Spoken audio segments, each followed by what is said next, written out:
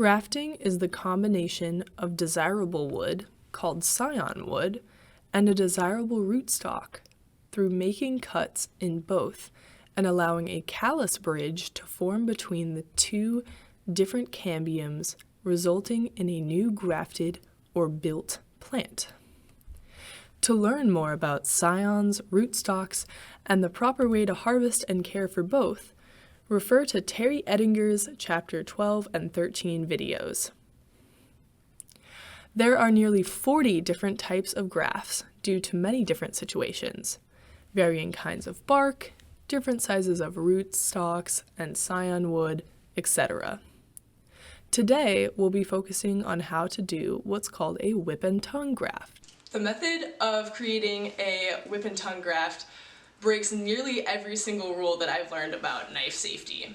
But there are a few tips and tricks that I can teach you about how to make a successful whip and tongue graft without cutting your fingers. So, let's jump into it. But don't jump with a knife in your hand. So here I have a piece of scion wood, harvested from last year's growth. So you're going to want to make sure that you have as straight of a piece of wood as possible. But before you make your first cut, you're going to want to make sure you have a really sharp knife. Look at me now, sharpening knives at SUNY school. Who would have thought? It is that if I'm not doing it by my hand, there's no point in doing it at all. Ah, geez. Sorry. I don't know how that got in there. My bad. Anyway. Alright, so you're going to want to hold your scion wood horizontally, like so. And then you're going to want to hold your knife as close to the handle and blade union as possible. So like this. And you are going to place your blade at a 45-degree angle on your scion wood, like so, as close to the base of the blade as possible. Because the motion that you're doing is a lot like a saw blade. And with a saw, you want to use the full length of that saw so you get as much out of that motion as possible. It's the same thing when you're making a graft. So you're going to want to start here, and then you're going to want to do the graft in one very swift motion. So you'll just pull it towards yourself, like so. And you want to make sure that you don't bend your wrist, if at all possible, because you want to keep this blade as steady as possible as you make your cut.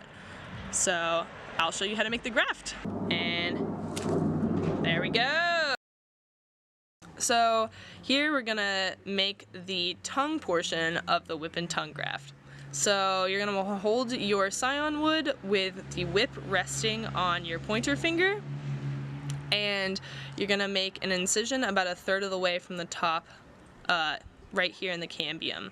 So you're again gonna be moving this knife blade towards yourself, so you're gonna have to work extremely slowly. You are going to want to make your first incision, and then you want to follow the angle that you made here as closely as possible. And you are going to have to fight your knife blade because it's going to want to follow the grain of the wood, which goes horizontally, but you're going to have to go at an angle. So you're going to have to work really slowly. So make your first incision here so you can see it go through the cambium, and you're gonna have to angle your blade up a little bit, work and rock your blade back and forth really slowly, and you're gonna want to do that until you reach the base of your original cut. And it's probably not going to be perfect on your first couple tries, but that's okay. So here you go. It kind of follows the first cut. If you need to make it a little deeper, you can just insert your knife blade back in and rock it back and forth. And there you go. That is the tongue of the whip and tongue graft. So here you have the completed whip and tongue graft in your scion wood, and you're going to want to repeat this process with your rootstock.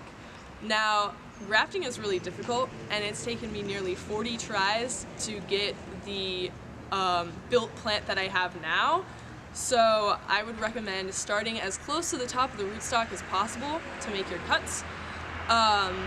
So you're going to want to try and get as similar angles to your cuts on your scion wood as possible, so that you have as much cambial contact between your scion and your rootstock, so you have a well-formed callus bridge and therefore a healthy built new grafted apple tree, or whatever you happen to be grafting. So this is how the scion and rootstock will ultimately fit together. And as you can see, they fit together. Done. Just like that. Which one's which? Where's the scion? Which? This is the scion up here, and here's the rootstock.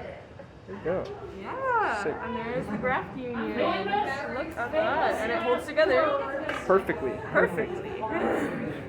The results should sort of hold together naturally, so the cambium between the rootstock and the scion can form a callus bridge.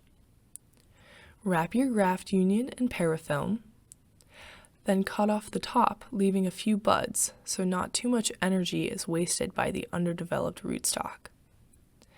Wrap the cut top in parafilm, and then plant the rootstock of your new built plant in a moist medium. So you're going to want to put your new built plant into about 50 degrees Fahrenheit conditions for about a week to allow a callus bridge to form between the cambium of the scion and the cambium of the rootstock. And then you're going to want to move that new built plant with the callus bridge that's starting to form into refrigerated, moist conditions for about a month. All right, so you're gonna wanna keep it in moist, refrigerated conditions. Even if you create the perfect graft, these aftercare conditions are what is truly necessary to ensure the new built plant's survival. I hope you found these tips helpful, and I wish you luck in your future grafting efforts.